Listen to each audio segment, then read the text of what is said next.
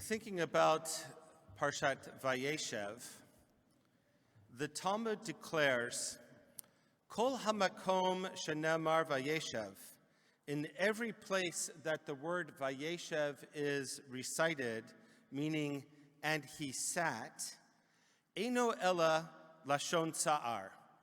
It's always a signal, an omen of tsa'ar, of trouble. It's an omen of conflict and tragedy. Why is it that the word Vayeshev, the opening word of this morning's Torah reading, should portend tsa'ar, trouble? The Talmud responds that the word suggests that Jacob thought that he could sit it out.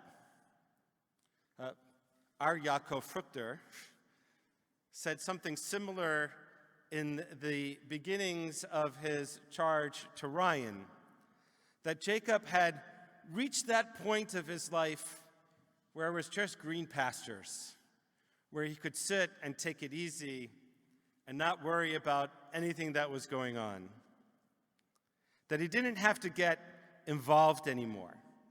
After all, he had years of conflict and contention with his brother Esav, with Lavan, his father-in-law, with the people and town of Shechem.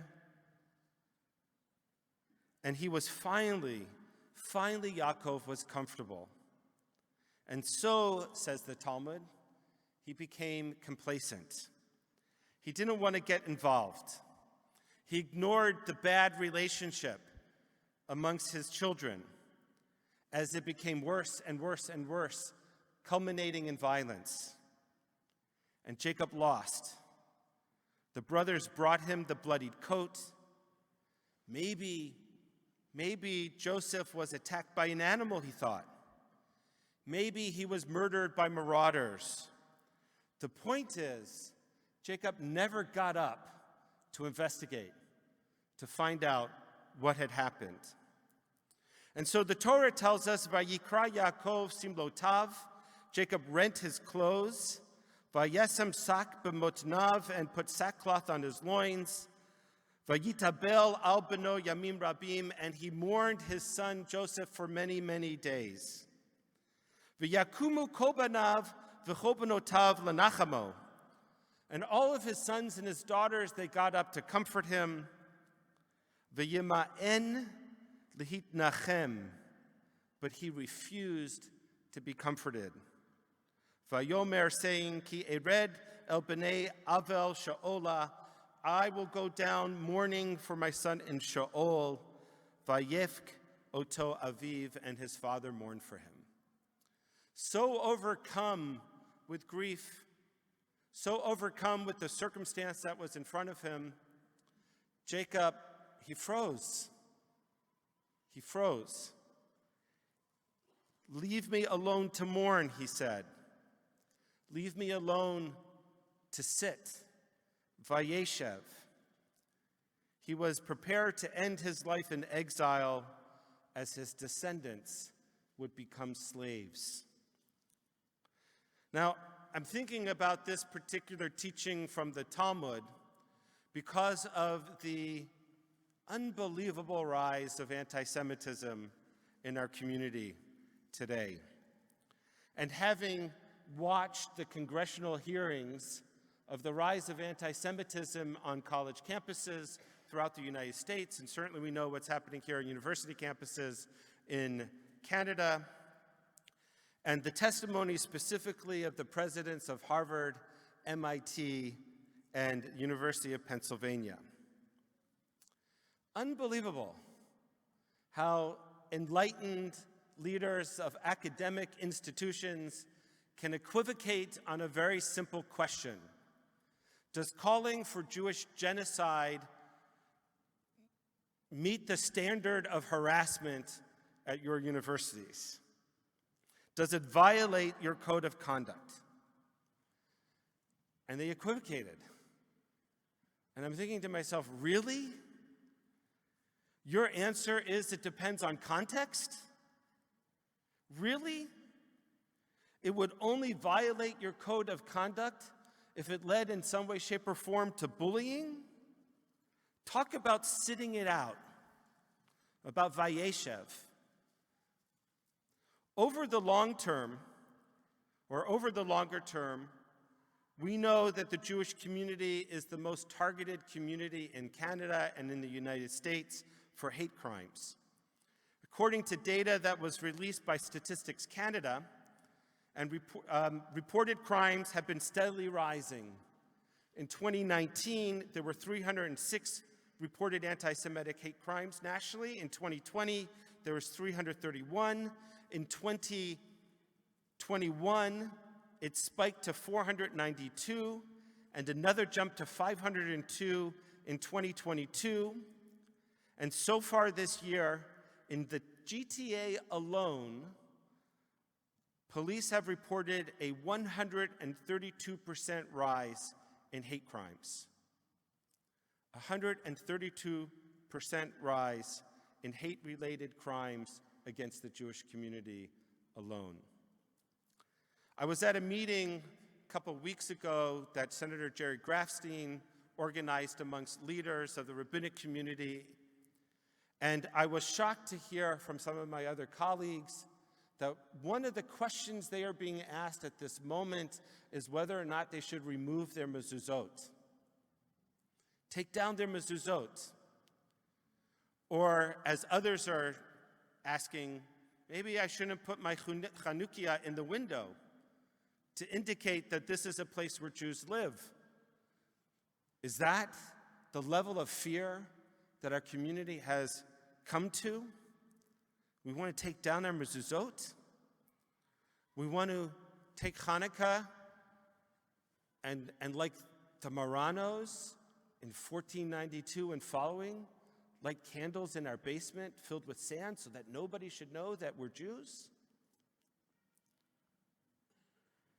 Rabbi Jonathan Sachs, alav hashalom, a couple of years ago, wrote, I think poignantly, that this level of anti-Semitism that he was experiencing and seeing already then, a couple of years ago, around the world, especially in the US, that it should happen while within living memory of the Holocaust, after the most systematic attempt ever made by a civilization to find a cure for the virus of the world's longest hate, more than half a century of Holocaust education and anti-racist legislation, that this level of anti-Semitism that he was experiencing then, that we are experiencing now, should be taking place, is almost unbelievable.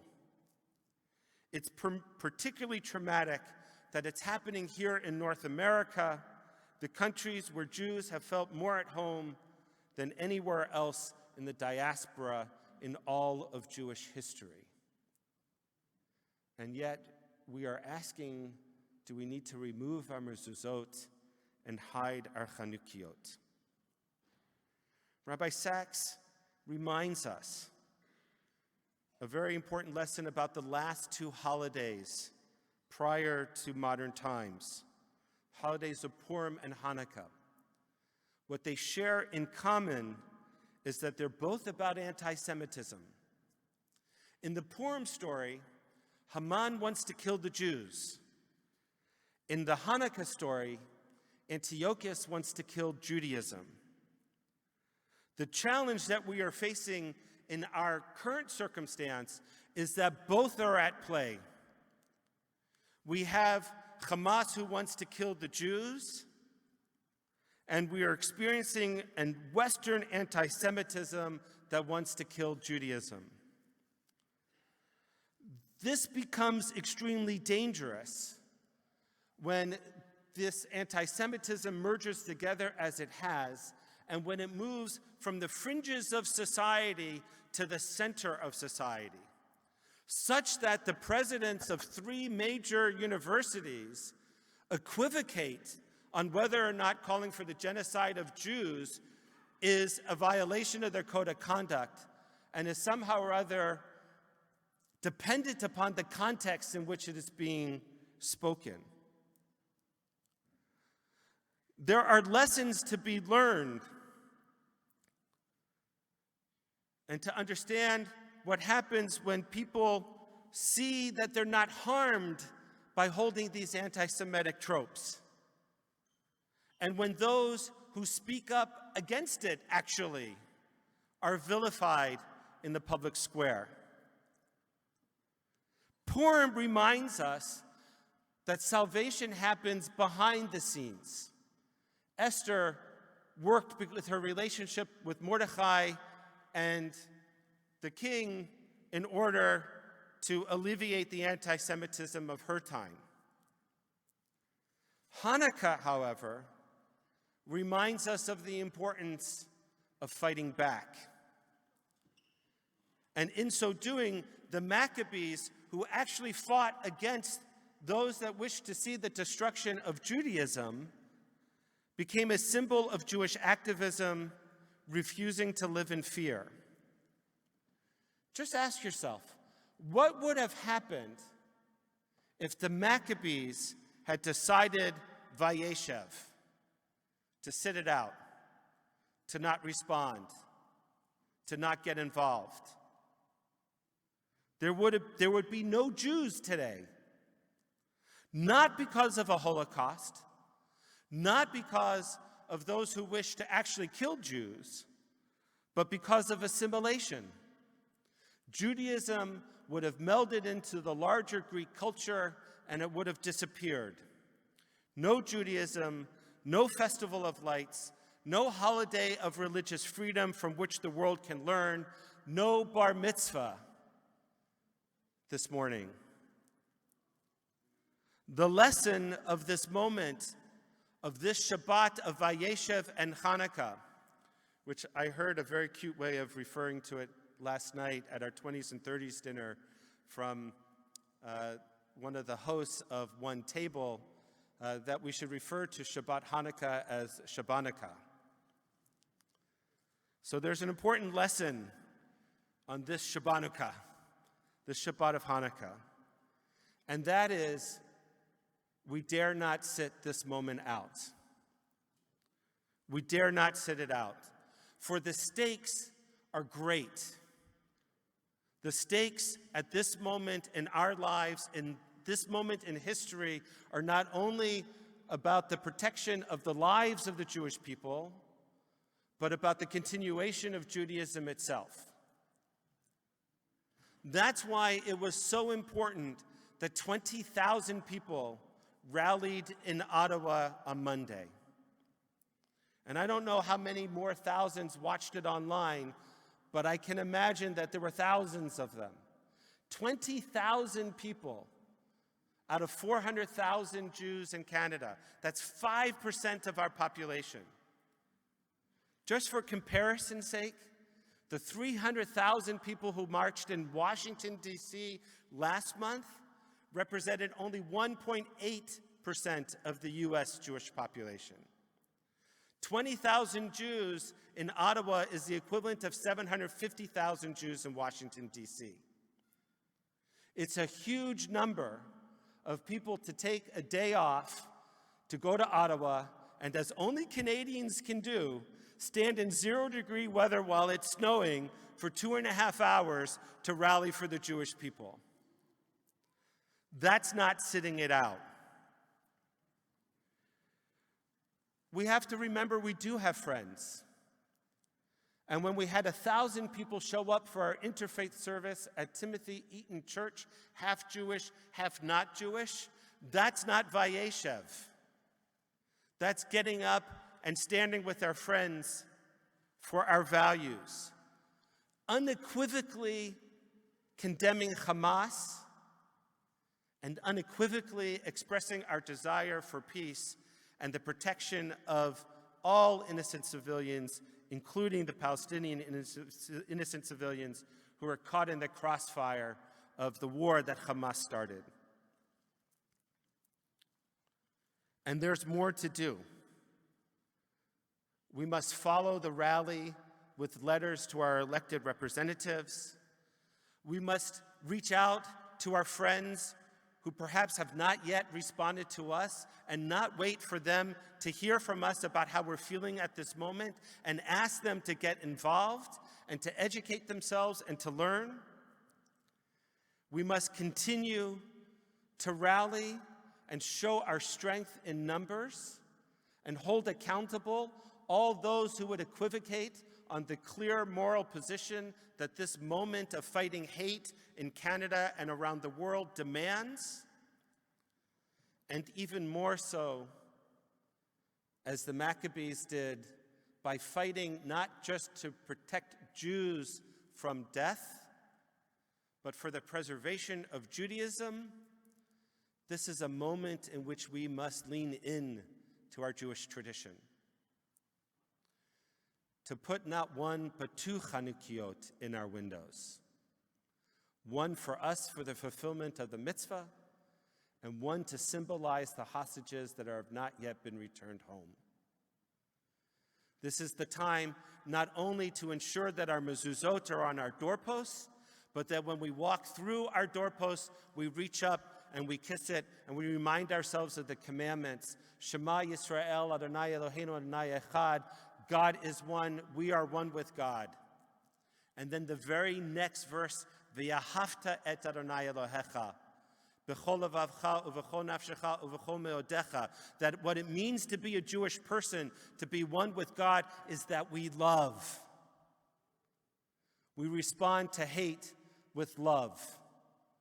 Love of ourselves, love of our people, love of humanity, and that we're willing to get up and put our souls on the line for that love. On this Shabbat of Hanukkah, we must never forget the message of Hanukkah, that there are moments that call upon us to fight back.